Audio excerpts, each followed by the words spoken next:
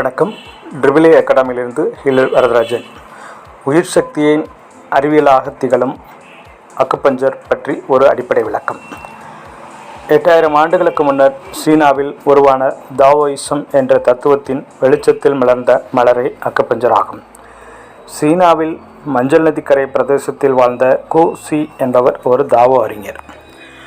வாழ்க்கையை முற்றிலும் இயற்கையின் போக்கில் புரிந்து கொள்வதற்கான வழிதான் தாவோயிசம்.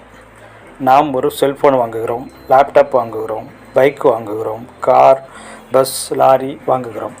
இவைகளில் எந்த சவுண்டு வந்தாலும் பிரச்சனை வந்தாலும் பிரித்து போட்டு சரிபார்த்து ஒன்று சேர்த்து இயங்க வைத்து விடுவோம்.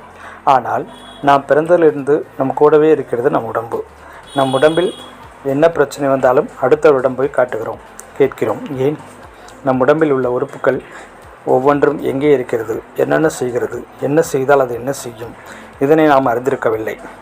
நம் உடம்பை பற்றி தெளிவாக தெரிந்து கொள்வதும் உணர்ந்து கொள்வதுமான உடல் மொழியே அக்குபஞ்சர் என்ற உயிர் சக்தி அறிவியல். இதனை அனைவரும் புரிந்து கொண்டு இயற்கையோடு இணைந்து வாழ முயற்சிக்க வேண்டும். நன்றி.